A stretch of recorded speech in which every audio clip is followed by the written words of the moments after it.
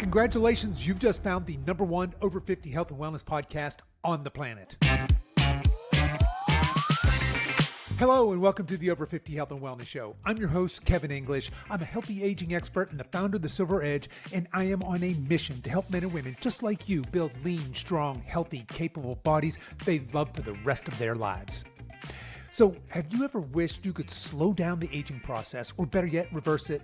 What if I told you there's a molecule inside your body right now that controls blood flow, brain function, energy, sleep, and even sexual health, and that most of us are slowly losing it as we age? That molecule is nitric oxide, and according to today's guest, it might just be the single most important molecule for health, vitality, and longevity.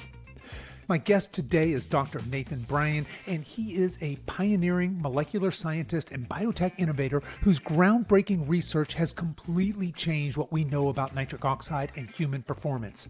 His work has spawned over 100 peer-reviewed studies, dozens of patents, and even helped ignite a billion-dollar industry.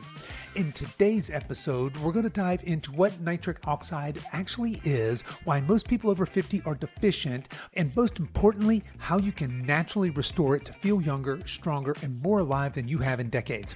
So, if you want to boost your energy, sharpen your mind, and turn back your biological clock, stick around. This one could literally change the way you think about aging. So, whip up your protein smoothie and let's dive into today's episode with Dr. Nathan Bryan. You know, I guess every life and every career is a journey, and certainly mine's been a journey. But, I've been interested in science and medicine since high school. After high school, I went to the University of Texas at Austin. I got a degree in biochemistry, and then quickly realized that a Bachelor of Science in biochemistry wasn't the end of my journey because the job market wasn't great for that. Yeah. So then I enrolled at LSU School of Medicine. I was working on a PhD in molecular and cellular physiology.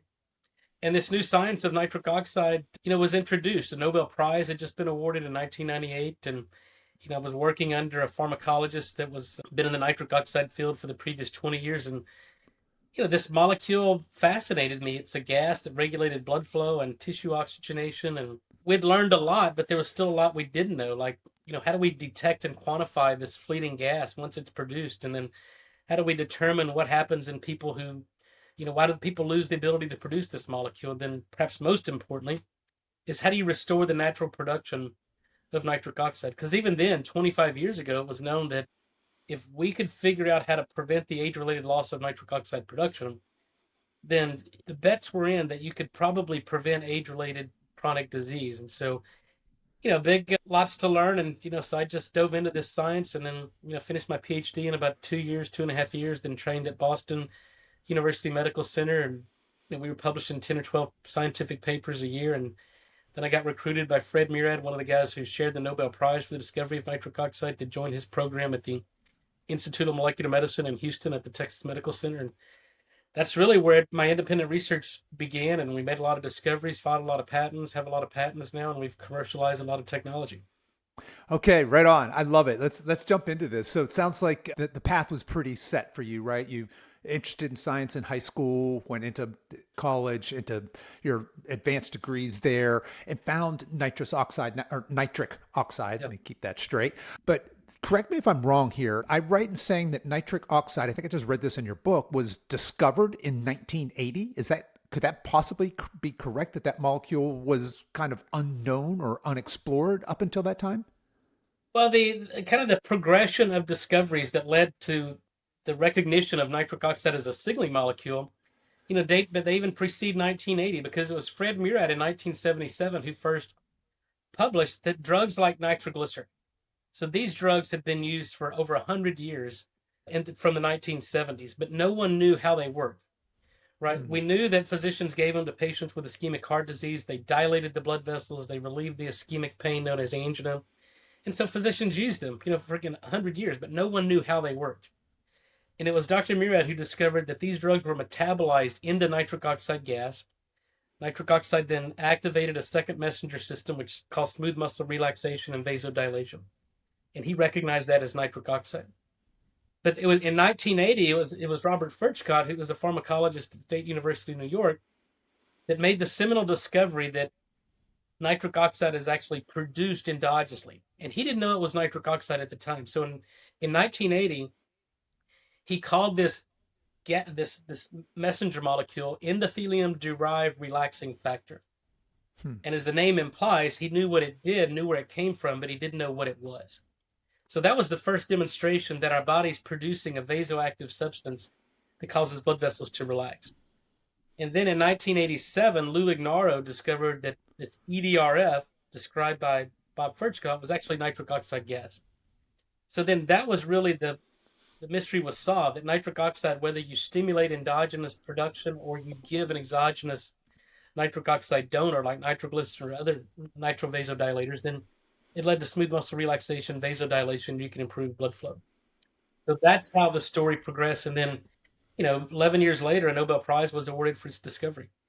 Okay, so there's a little bit of history there, and let's define what we're talking about here. You've sort of we've said, okay, this is a gas. This is something Yeah. I can produce internally. This is something that externally we can give people. What is nitric oxide? What's happening in the body? And then let's transition from there. Let's define it. And then why is it so critical? And what is it critical for? Yeah, well, it's a signaling molecule, and that's what the Nobel Prize was discovered or awarded for the discovery of nitric oxide as a signaling molecule in the cardiovascular system. So there's an enzyme in our body, in our endothelial cells, in our immune cells, in our neurons, and it produces nitric oxide gas. And it takes an amino acid L-arginine through a very complex 5-electron oxidation reaction, produces nitric oxide. Now, once nitric oxide is produced, as we said, it's a gas, so it diffuses in 3 dimension. It signals, it diffuses into the underlying smooth muscle, but once it's produced, it's gone in less than 1 second. So we have to continuously produce this molecule to activate these second messenger systems for it to do its job. But what does it do? It signals. It tells our blood vessels to relax and dilate.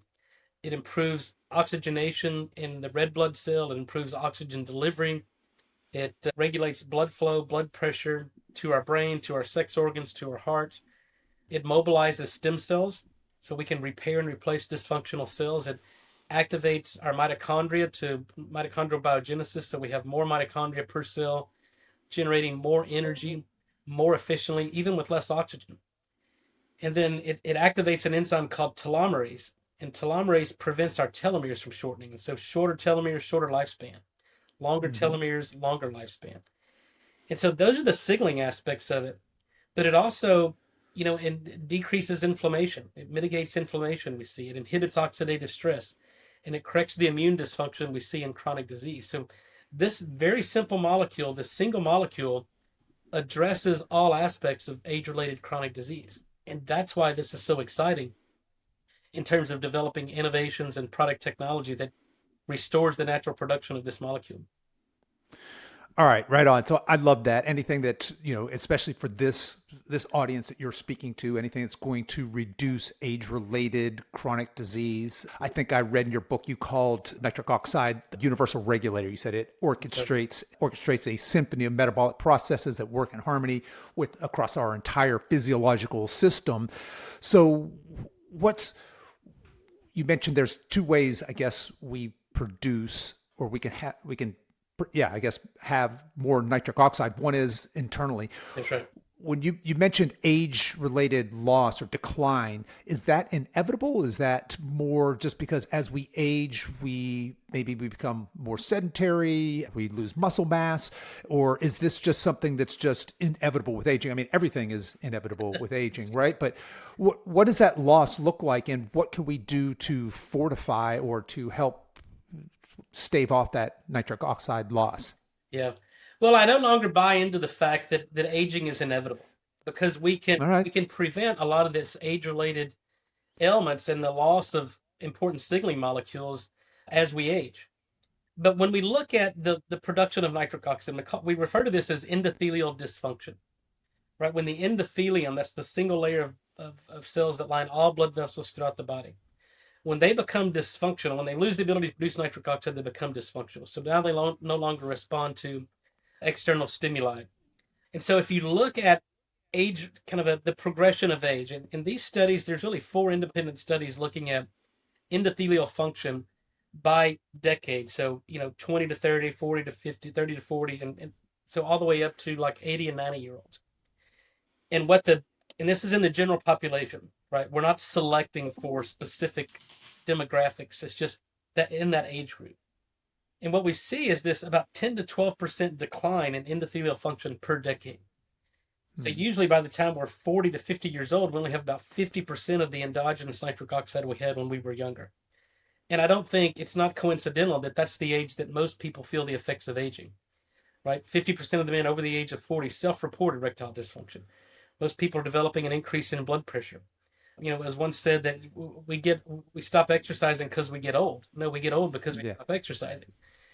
And so to answer your question, that doesn't have to be the case, because we know what leads to this dysregulation of the enzyme that makes nitric oxide, and we can correct it. I'm the best example. I'm 51, but I've got the vascular age of a 32 to 36-year-old, depending upon which objective measures we're looking at. And then we also see 24, 25-year-old kids that have the vascular age of a 60-year-old. So we can decelerate it, we can accelerate it, because we certainly understand the biochemistry, we understand the enzymology to protect this critical enzyme in the lining of the blood vessels so we don't lose its natural production. And so that's a very important concept that we now need to translate into the so-called standard of care, and allow more physicians to be well-versed on this so they can make the right recommendations and eliminate some of the drug therapy that's leading to a rapid decline in nitric oxide production. All right, right on. We're going to put a pin in that because I definitely want to come back and pull that apart a little bit. But I want to stay here. You had mentioned erectile dysfunction, right? A lot of men in our age group certainly may be experiencing that. So that's I think when, especially a guy thinks, in our age demographic thinks nitric oxide, that's where his mind goes. But what are some other symptoms? How would I know if I'm where my nitric oxide health is, and is there a way to test that? But so let's start with what are symptoms? What am I noticing if I'm not producing as much as I was a couple decades ago? Well, we start to see a hierarchy of symptoms, right? And this is our body talking to us and our body telling us that there's a problem. So usually what we call the canary in the coal mine, right? It's the first sign and symptom, and it's erectile dysfunction. And it's not just in men, it's in women too, because we have to dilate the blood vessels of the sex organs to get engorgement, that increase in blood flow. And that's required for both the penile, a clitoral, or labial erection to get that increase in pressure and increase in blood flow. And so if our body's lost the ability to produce nitric oxide, we no longer get the vasodilation, so we develop erectile dysfunction. And so if you have ED, if you're not getting proper erections sufficient for intercourse, then that's a systemic disease, and it's a nitric oxide deficiency. And then number two, if you don't correct that or take proactive steps, then your blood pressure starts to go up. Because if we think about what nitric oxide does, it dilates the blood vessels. So all of us has a finite amount of volume of blood that's pumping through our entire cardiovascular system in any given time. And so if we have adequate nitric oxide production, the blood vessels are more dilated. So now we've got that same volume of blood going through bigger pipes, and pressure is normal. If we lose the ability to produce nitric oxide, now the blood vessels become chronically constricted. Same volume of blood, smaller pipes, pressure goes up.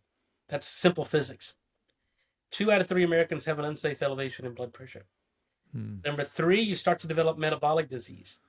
We were the first group in 2011 to publish that nitric oxide is required for insulin signaling and to bring glucose into the cell. So insulin resistance, metabolic disease, is a symptom of nitric oxide deficiency. Number 4, you start to develop exercise intolerance. So if you can't go out and walk up a flight of steps or do moderate physical exercise for 20 or 30 minutes without getting short of breath, tightness of chest, and things like that, you're nitric oxide deficient. And then really the end of this spectrum is what's called mild cognitive impairment, vascular dementia, and then eventually Alzheimer's.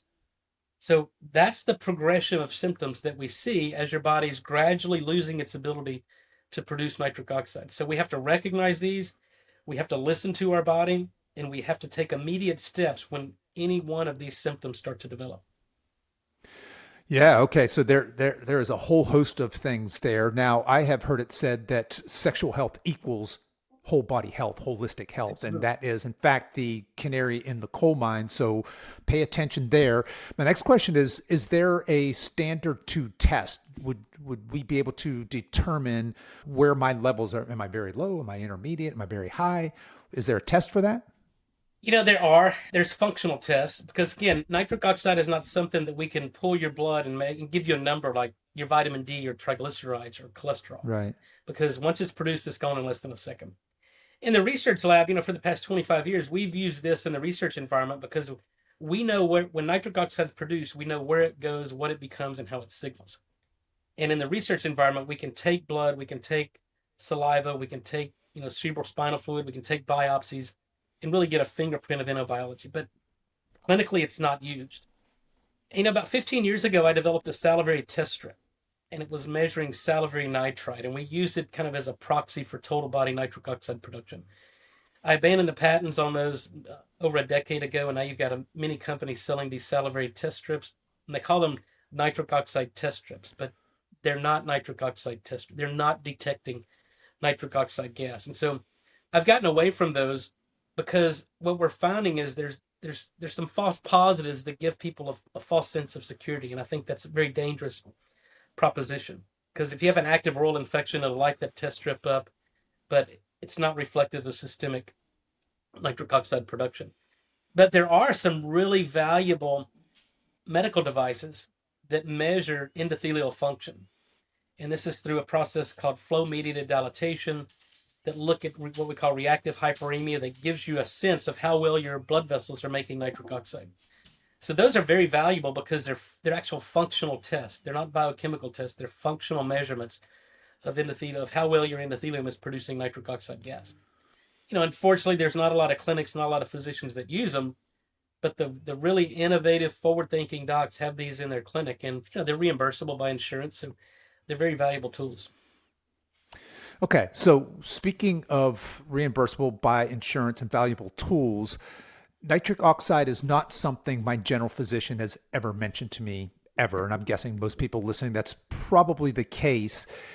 Why is nitric oxide? I mean, it seems to be getting more conversation today than when I first started nerding out on nutrition and Yep. nutritional science and optimal health. But is there something? Why is big pharma not grabbed a hold of this? Is it just nitric oxide is just this, like you said, it's this sort of vaporous gas that happens in an instant, just signals, and there's no way for me to really patent it and sell it? Why is this not more mainstream? Why is big pharma not grabbed a hold of this, or is it just kind of early and it just takes them cycles to catch up?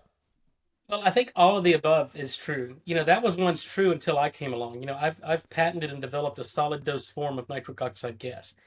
But let me take a step back because nitric oxide's been used clinically for more than 25 years, probably 30, 35 years. But the only FDA approved indication for nitric oxide based therapy is in premature babies born with pulmonary hypertension. So in the neonatal intensive care unit, inhaled nitric oxide gas has been used clinically for 30, 35, almost 40 years.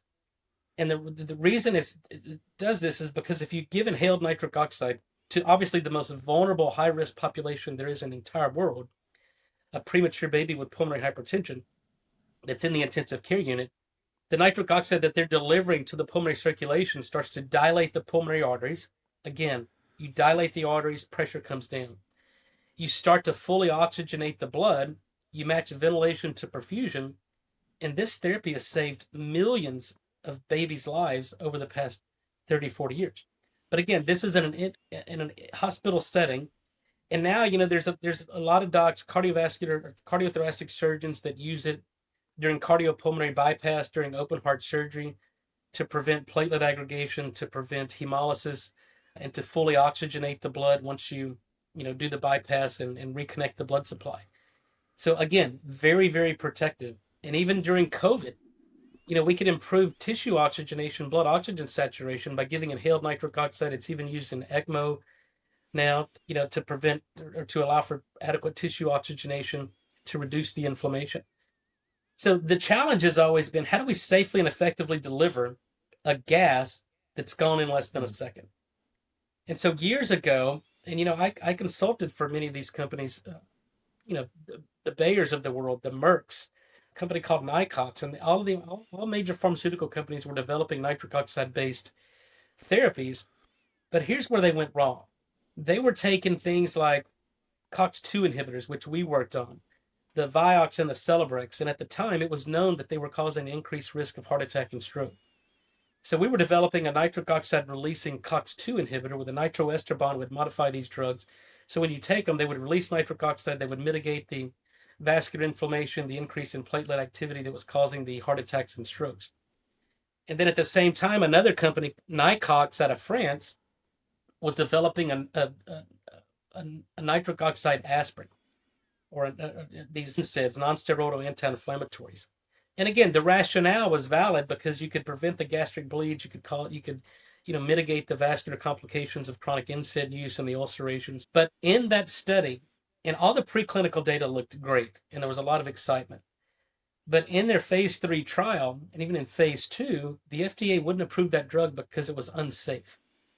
And it's a similar metabolism as nitroglycerin. And we have hundreds of years of safety data on organic nitrates. And it's clear that patients develop tolerance to them.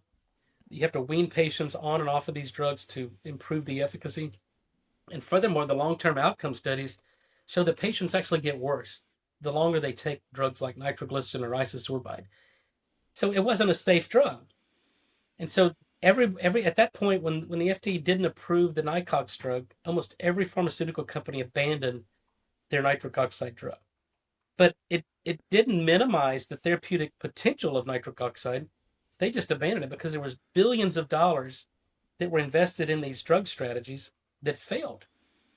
And so, in the early 2000s, I started developing nitric oxide-based technologies that we could release nitric oxide gas. Because in 2007, again, we published a very important seminal paper revealing for the first time that nitric oxide is a hormone. And now when you start to look at what we call hormone replacement therapy, what is that? If you're deficient in a hormone, we give you that hormone. So we have to give you the gas. We don't give you a molecule and hope your body can metabolize it into nitric oxide. And we certainly don't give you L-arginine and rely on the enzyme that's dysfunctional, that's unable to produce nitric oxide. We have to give you nitric oxide gas. And that's what I've developed. I developed an orally disintegrating tablet that you put in your mouth. It releases nitric oxide gas. It's not dependent upon your body's ability to manufacture it. If your body can't make it, we do it for you. But we fix the reason your body can't make it, right? We understand the enzymology and what goes wrong in the enzyme and the lining of the blood vessels, and we correct that. And we also understand that there's a certain bacterium, a community of bacterium in the mouth that's producing nitric oxide. And so we can restore the communities of bacteria.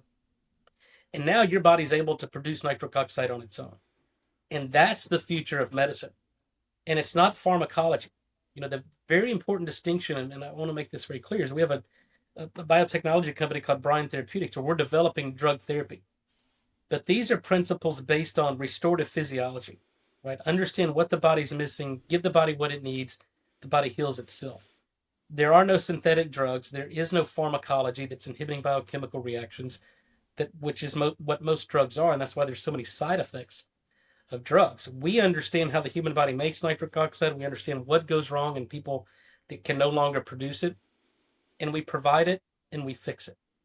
And again, that's the future of medicine. We're developing drugs for heart disease, Alzheimer's. That's to start the list. We make a topical drug for diabetic ulcers, non-healing wounds. But we're seeing benefits in heart failure, pulmonary hypertension, migraines, diabetes, insulin resistance, exercise performance. You name it, nitric oxide at the right dose in the right patient always provides benefit.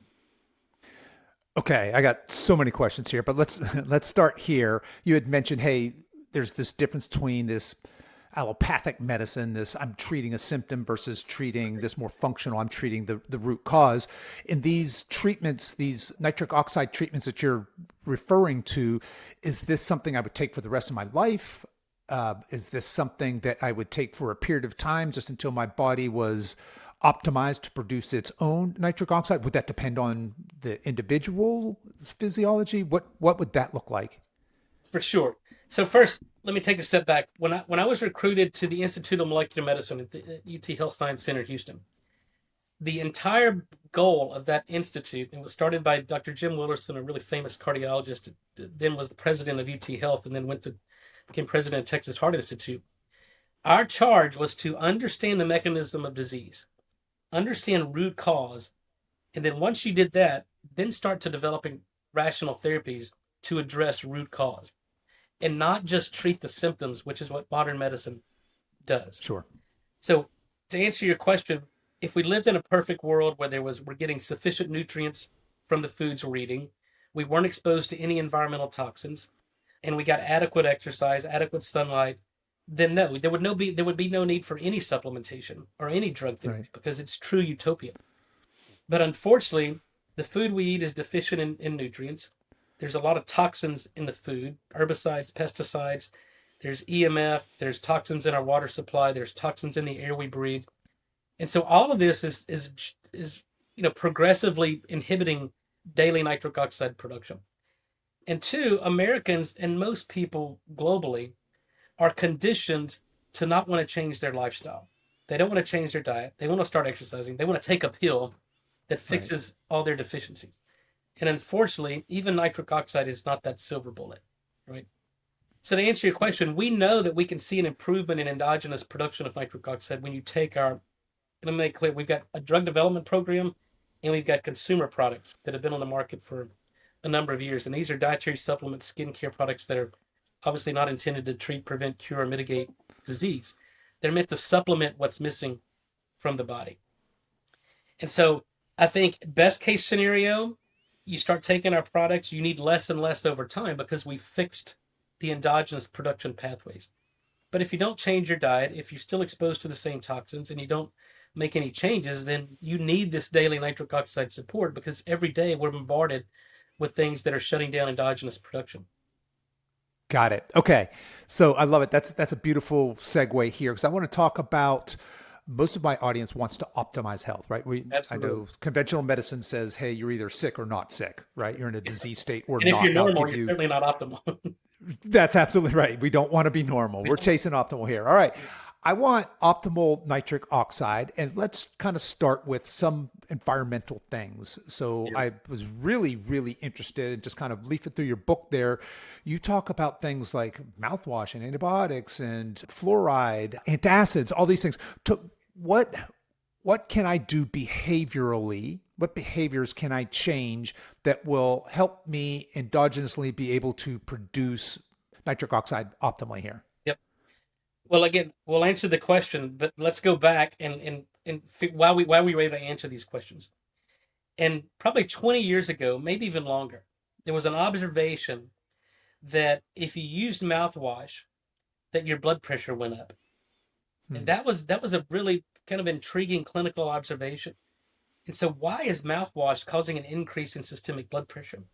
Because at the time we thought that maintenance of systemic blood pressure was regulated by the blood vessels and the kidneys through renin-angiotensin and through the mobilization of calcium in cells. But the simple observation that if you take normal intensive patients and you give them mouthwash for 7 days, you see an increase in blood pressure.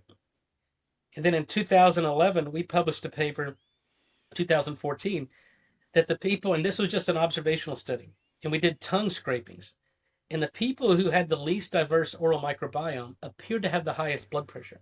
So there was an association between oral microbiome and oral bacteria and systemic blood pressure. And then we furthered that, and then we took only normal intensive patients, people with these are typically young, healthy dental students, medical students, and we just gave them mouthwash twice a day for 7 days. We did daily tongue scrapings, we did blood pressure measurements, and we found that after 7 days, in some patients, their blood pressure went up as much as 26 millimeters of mercury. So just by using mouthwash, we could induce clinical hypertension. Didn't change their diet. They were on no drug therapy. The only thing we did was eradicate their oral microbiome. And we sequenced these bacteria. They were expressing these nitric oxide producing genes. And then we thought, okay, now that's causation, right? If we're disrupting these nitric oxide producing bacteria through mouthwash, they no longer produce nitric oxide, blood vessel constriction, blood pressure goes up. So then we thought, okay, and these were stringent antiseptics, what we call chlorhexidine, which is a prescription antiseptic that's primarily used in dental medicine for chronic halitosis or severe dental infections or oral infections. But these same studies have been reproduced with scope, Listerine, alcohol-based mouthwash, anything that's antiseptic.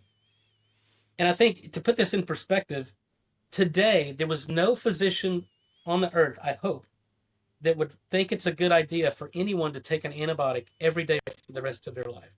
Because antibiotics are are important for acute bacterial infections. But because they're disrupting the entire microbiome, the gut flora, and causing systemic disease, we have to be very judicious in the use of antibiotics to kill the pathogens, but not disrupt the healthy non-pathogenic microbiome. And so the same principles apply in our mouth, on our skin. So today, the microbiome, the bacteria that live in and on our body, outnumber our human cells 10 to 1. So really, we're more bacteria than we are mammalian cells. And we have to support the microbiome. We cannot disrupt it and we cannot destroy it. So now, to answer your question, because of this, the mechanism has been clearly elucidated. If you use mouthwash, we see an increase in blood pressure. You lose the protective benefits of exercise. So you have to stop. If you use mouthwash, you have to stop. The other, I think, and 2 out of 3 Americans use mouthwash every day, sometimes 2 to 3 times a day. Huge problem. 2 out of 3 Americans have an unsafe elevation in blood pressure. It's not coincidental. The bigger problem, I think, is fluoride. There's fluoride in most toothpaste. There's fluoride in 72% of the municipalities in the U.S. And why are we putting fluoride in the pipes, in the drinking water? Because it kills bacteria. It kills bacteria in the pipes. Well, it kills bacteria in our pipes too, in the GI tract. When we bathe in it, it kills all the bacteria on the skin. When we cook in it, it kills the nutrients. It shuts down our thyroid function. It's a neurotoxin. Data published from the National Toxicology Program last year shows that fluoride in drinking water reduces IQ in kids by as much as 7 points. And so we have to get rid of fluoride. So if you're using a toothpaste with fluoride, throw it in the trash, never buy it again. Now there's a movement to remove fluoride from the drinking water, but still 3 out of 4 municipalities have it in their drinking water. So you have to get a home filtration system to remove the fluoride, the drug metabolites, the chlorine, chloramines found in drinking water. So those are the 2 biggies. And then the third, and perhaps most deadly, are antacids, the proton pump inhibitors. Because once you understand how this nitric oxide production pathway works in the human body, it's absolutely dependent upon adequate stomach acid production. And the proton pump inhibitors, again, we start with important clinical observations. The data tell us that people who have taken PPIs, this is the omeprazole, pantoprazole, the over-the-counter Prilosec, Prevacid, Nexiums, people who have taken these drugs for at least 3 years have a 40% higher incident, not risk, actual events, heart attack, stroke, and Alzheimer's. And why is this clinical observation occurring? It's because it's completely inhibiting endogenous nitric oxide production. So make a long story short, to optimize your nitric oxide, you got to get rid of fluoride. You have to stop using mouthwash, and you have to wean off antacids. And once you do that, you've released the brakes on the body's endogenous nitric oxide production systems, and now we can actually stimulate it and activate it. 20, 30 minutes of exercise a day. 20, 30 minutes of sunlight, ideally that first sunlight in the morning. No sugar in our diet, no simple carbohydrates that lead to an increase in blood sugar, because sugar is sticky. Glucose, as the name implies, is glue. It sticks to things. It sticks to hemoglobin. We quantify that as hemoglobin A1C. But it sticks to enzymes, and when it sticks to enzymes, it locks them in a conformational change where they can no longer undergo the biochemistry. And that's what it does to the NOS enzyme. So that's why diabetics have diabetic neuropathy. That's why they have poor healing wounds. That's why they develop macular degeneration, diabetic retinopathy, neuropathy, because their body can't make nitric oxide and develop vascular disease because the glucose is stuck to the enzyme. And furthermore, it changes the entire oral microbiome, lowers the pH, changes it into caries-causing, periodontal disease-causing bacteria, and causes complete dysbiosis, not only in the gut, but also in the mouth.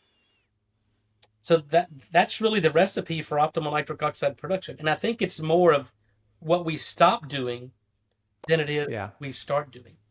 Right. Okay. So I love it. We talk a lot about these things that you're mentioning here, just these basic, hey, we need to move our bodies. We have to have intentional movement practices. Absolutely. We should be walking. We should be sleeping. We should be choosing whole foods and not ultra processed crap, all of that stuff. So I love that. We're going to talk about what we're going to eliminate, certainly mouthwash, the fluoride, and the antacids. Let's avoid that. Let's avoid the highly processed foods, the sugars. And then when it comes into adding things, obviously we're bullish on strength training and just we beat that to death on this podcast. We're going to do that. Is there an effect? I can't imagine there isn't with, say, chronic stress, just this culture with its go, go, go culture and stress and sleep. Is that impacting also? I can't imagine it doesn't. My body's ability to optimize nitric oxide production. No, absolutely. Look, sleep is absolutely critical. If you're not getting good sleep, then everything else is not going to work. Yeah. And sleep, there's a couple of aspects to this. So number one, we need the deep sleep. We need to fully oxygenate. We need to, balance the autonomic nervous system, get out of sympathetic overdrive and start going into more sympathetic to where we can rest and digest in our sleep. But the most important thing for sleep is nasal breathing. And mouth breathers during sleeping completely bypasses the nitric oxide production pathway. You're Huh. completely changing the oral microbiome when you're mouth breathing, because the mouth is not an instrument for breathing. And so people who are mouth breathing are completely changing the oral microbiome, causing a lowering of the pH, an acidic environment, and that completely changes the ecology in the mouth. And that's why you wake up with bad breath. That's why you develop metabolic acidosis. But when we nasal breathe, that same enzyme that's in our endothelial cells is in our epithelial cells. And when we do nasal breathing, if that enzyme is functional and coupled, it produces nitric oxide gas. So now it's delivering nitric oxide to the pulmonary circulation. It's improving tissue oxygenation. It's mobilizing stem cells. And when we're in deep rest, we're repairing and replacing dysfunctional cells because we're producing nitric oxide, we're mobilizing stem cells. But if we're mouth breathing, we don't get any of that. In fact, we further suppress nitric oxide. So you become hypoxic, you become apneic, and if it's obstructive sleep apnea, then obviously it's an anatomical issue, and you have to open your airways. And I encourage people to go to an airway specialist, especially before doing mouth taping, because I think mouth taping is very effective because it forces you to do nasal breathing. But if you've got an anatomical obstruction, then probably mouth breathing is not the best idea because you become more hypoxic because you don't have the airway and the anatomy to obviously to adequately oxygenate. So those are very important considerations. Then you mentioned stress, chronic elevated cortisol levels, and Right. always in the sympathetic. And sympathetics called fight or flight, parasympathetics called rest and digest.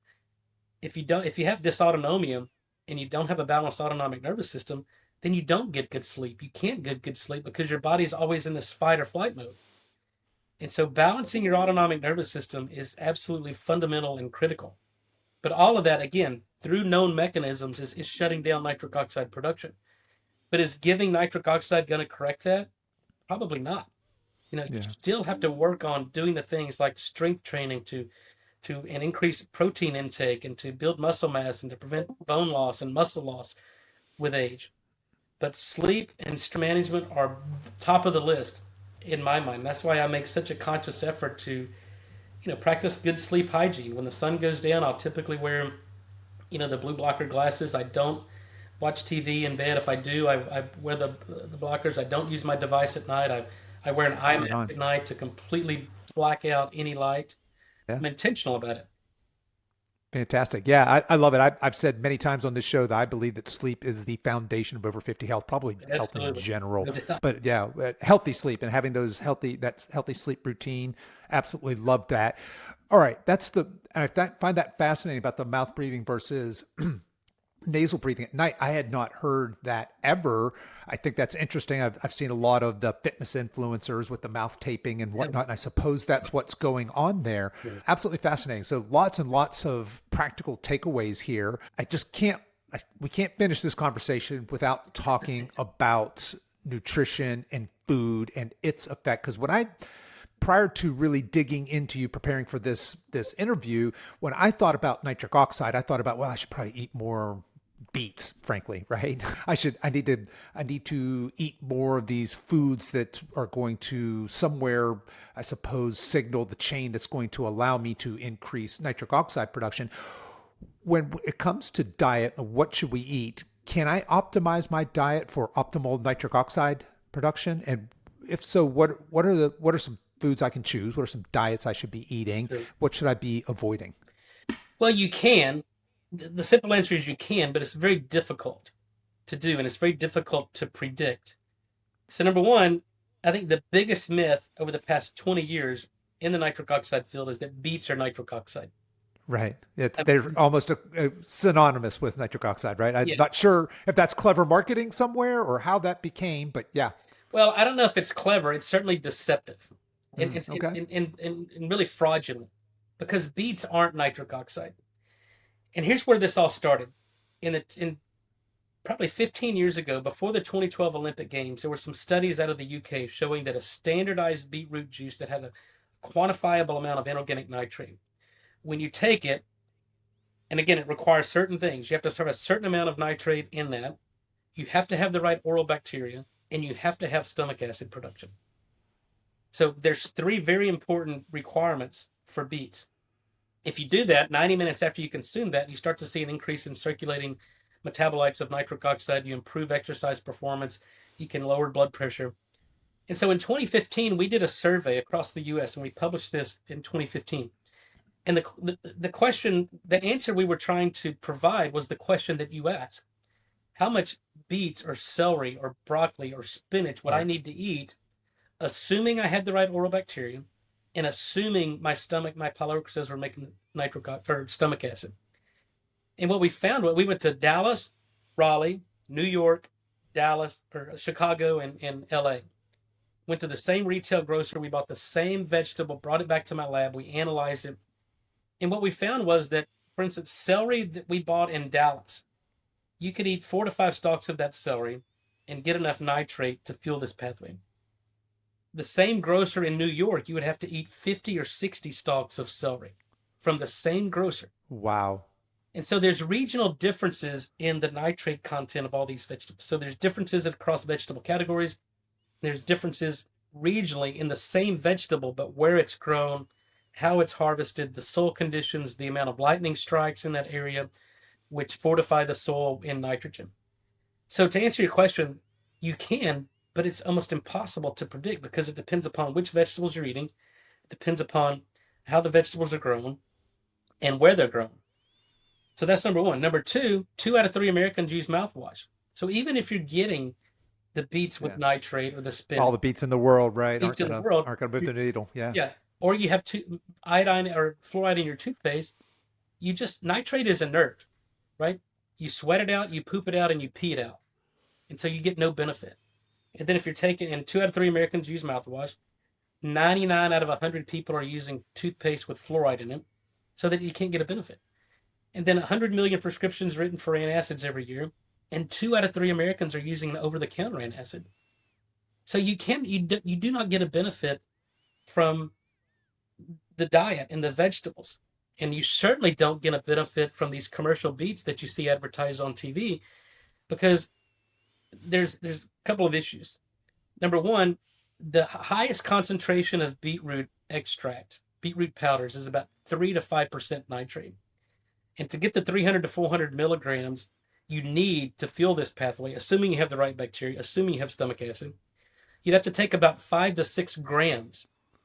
And yet they're trying to sell you in a little bitty, hydrated Yeah. gelatin and sugar and seed oils, which is probably, a couple hundred milligrams, that's going to provide nitric oxide. I mean, it's humorous. It's laughable. But it's more than that. It's dangerous, because people are buying these and thinking they're getting nitric oxide benefit, and they're not. Not only are they not, they can't, because the science isn't there.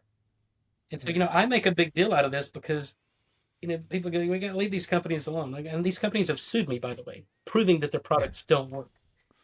But they could kill the entire field, because I hear all the time, Nathan, you talk about nitric oxide. I've been taking this beet product, but it hasn't managed my blood pressure. I don't feel any different.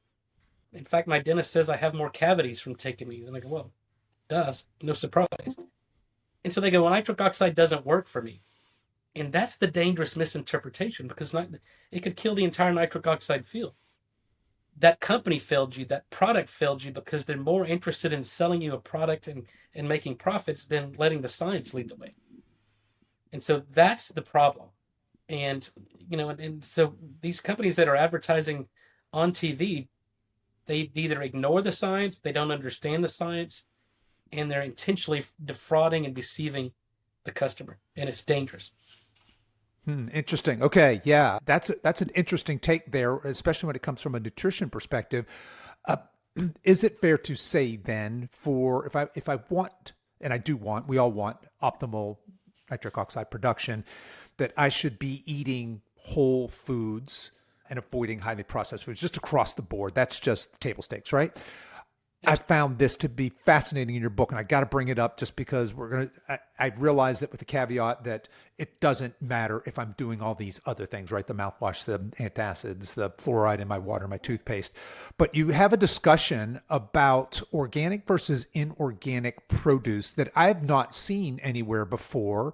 I was quite aware that, of course, when we're talking about this large scale, basically monocropping agricultural practices, we are, for non-organic especially, we are fertilizing heavily with nitrates, right? So do you want to talk a little bit about choosing food? Because I think I've always advised, hey, folks, choose local first, organic second, and then from there, do the best you can, right? When it comes specifically to nitric oxide production and optimization, there are some nuances to that advice, isn't there? There is, and that was an interesting, again, observation we made in that 2014, 2015 paper. Because not only did we measure conventionally grown vegetables and compare their nitrate content in these 5 different U.S. cities, we also bought conventionally grown and compared it to organic, things with an organic label. So broadly speaking, there's data published maybe 10, 15 years ago showing that the food grown in America from the 1940s to the 2010s, there's a 76% reduction in the basic nutrients in the same food grown in the U.S. So that's this trend. And it's due to farming practices, lack of crop rotation. And then so to explain the organic phenomenon, and most people don't know this, but there's certain criteria that you need to, or boxes you need to check to get an organic label. Number 1, you can't add herbicides or pesticides, which is very important. Number 2, you can't add standardized nitrogen fertilizer to the soil. Right. So without nitrogen, you can't assimilate nitrate. Without nitrogen in the soil, you fail to assimilate other basic nutrients. So organic is good because we're not exposed to the toxins, herbicides, and the pesticides. But it's clear that organically grown vegetables are less nutrient dense than conventionally grown. So I think, and the advice you give is spot on, and that's what I recommend. Buy local farmers market. Right. And so for me, I have a 800-acre ranch here in Texas, and we raise our own beef and we grow our own vegetables. But the vegetables that I grow would not be considered organic because every couple of years I do a soil sample. I take it to my local U.S. Department of Agriculture office. They give me an analysis. What is the soil acidity? What is the pH? What basic nutrients are lacking? And then I customize a fertilizer to put those nutrients back, including nitrogen. And so it wouldn't be considered organic, but I don't put herbicides or don't put pesticides on it. So the vegetables that I grow and eat for my own family are nutrient dense. There's no herbicides, no pesticides. But the problem is I have to get out to the garden and pick these vegetables immediately, or else, the bugs and the worms and the insects start to eat them. Yeah. But if you're using herbicides and pesticides, the bugs, the worms don't eat them. And so why should you, right? Right. Yeah, that's a good point. Yeah. Eat them or mess with these vegetables, then it's probably telling you shouldn't do this. And that's why, you increase the yield. I understand the economics of big ag and making GMO and spraying these with herbicides or pesticides because the yield increases by 50, 60, 70%. Tremendously. Yeah. But it's not food. If animals won't eat it, insects won't eat it, then it's probably not good for humans to eat. And yet we do, with consequences. Right. Yeah. It's kind of funny. I don't know how this just happened to line up, but in the last dozen or so episodes we've done here, soil health has come up. We've been talking just that same thing you're talking about. Hey, the vegetables and produce our grandparents ate is not even close to and look, we're doing the best we can. Like you said, I'm going and I'm buying, I go to Whole Foods and I buy the organic, but that's still probably monocropped halfway across the country or maybe even in another country, right? And then we have the whole shipping and storing and loss of nutrients there. So really fascinating. So I guess let's kind of wrap up on nutrition piece here. I suppose then that especially in this age demographic what's the role of supplementation for nitric oxide? Well, is that I mean, obviously we have to do the basics, right? Again, Yeah. the mouthwash, the fluoride, let's wean ourselves off of that crap. But is supplementation critical then if I want optimal nitric oxide? I think it is. I think supplementation, generally speaking, is important. And I always encourage people to do micronutrient analysis to figure out, Hmm. look, if you just look at the NHANES study, kind of general population base, 75% of Americans are deficient in magnesium, 95% of Americans are deficient in iodine, vitamin A, vitamin D, vitamin C. I mean, it's basic micronutrient deficiency. So if you're deficient, you have to supplement, not to normal levels, to optimal levels. And there's a huge Yep. difference. Right. But in terms of nitric oxide, there's a misconception because there's hundreds of nitric oxide products on the market in dietary supplements.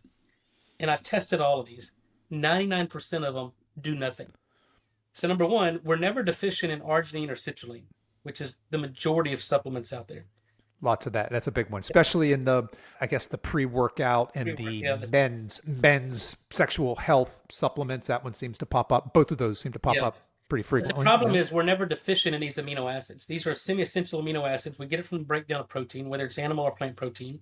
Hmm. And every cell in the body has what's called the partial urea cycle, and we're constantly manufacturing these amino acids.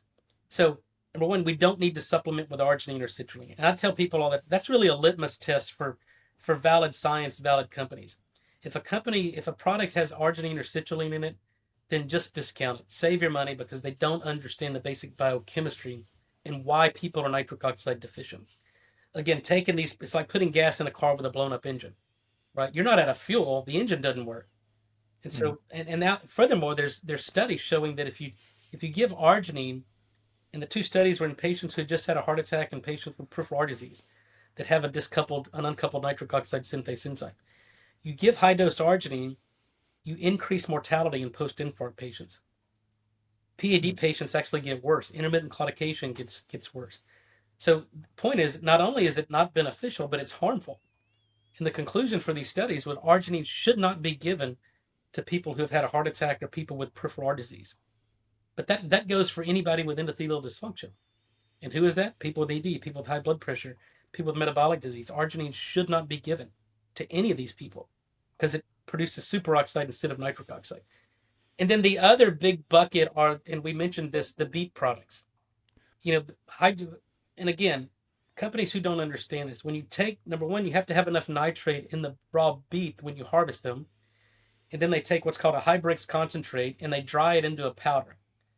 Well, these are water soluble nutrients. So when they use high temperature, high pressure, these nutrients just come out.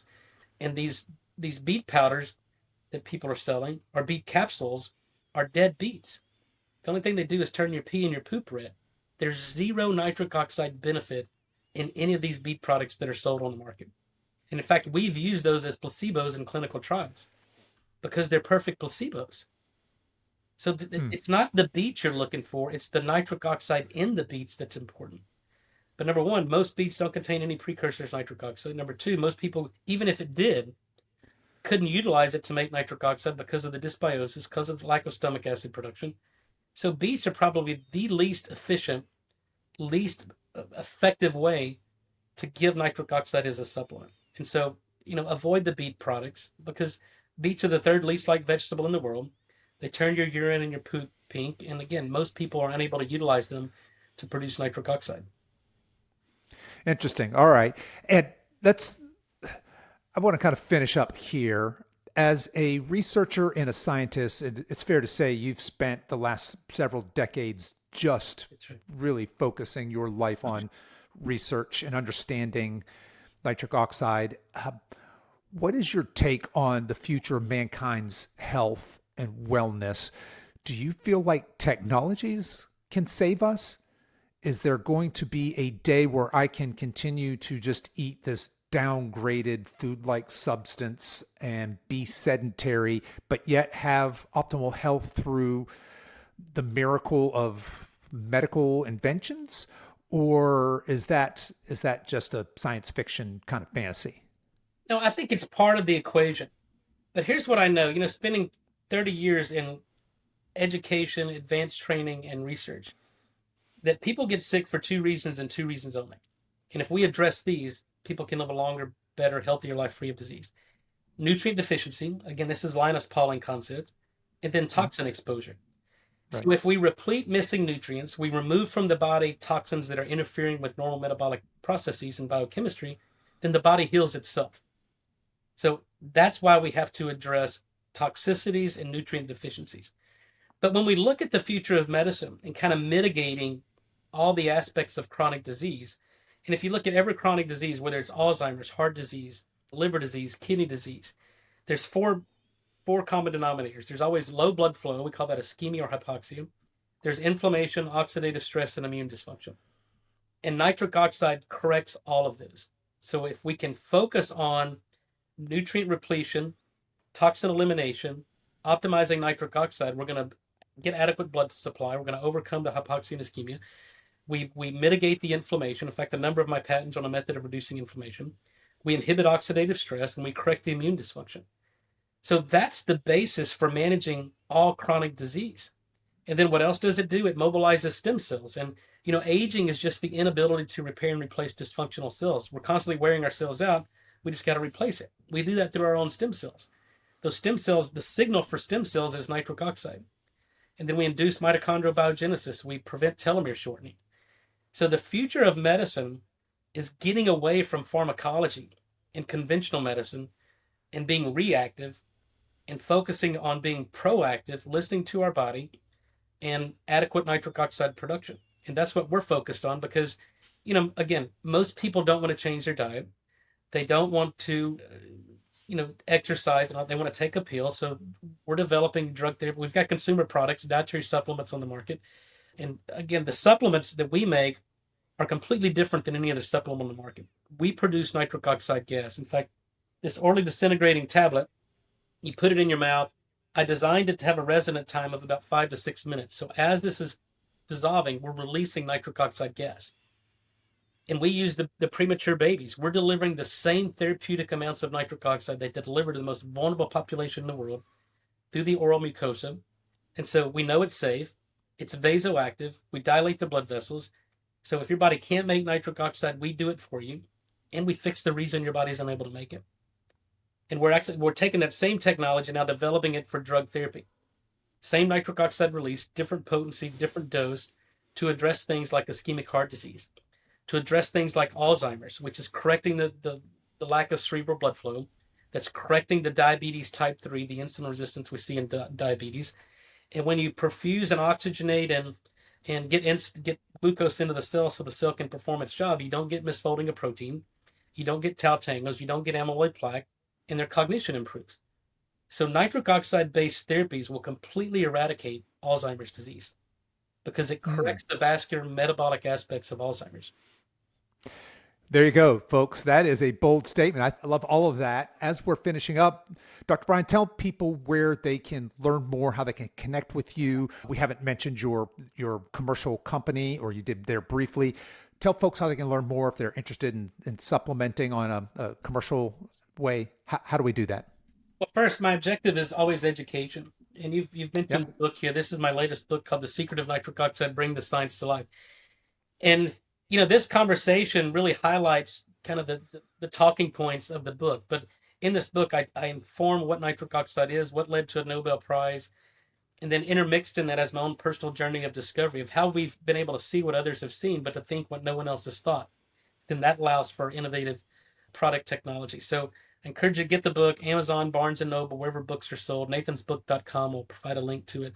Then I encourage people to go to my YouTube, subscribe to my YouTube channel, Dr. Nathan S. Bryan, Nitric Oxide.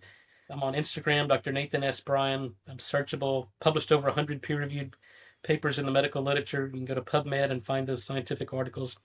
And then for those who are interested in our product technology, it's n101.com. The letter N, number 1, letter O, number 1.com.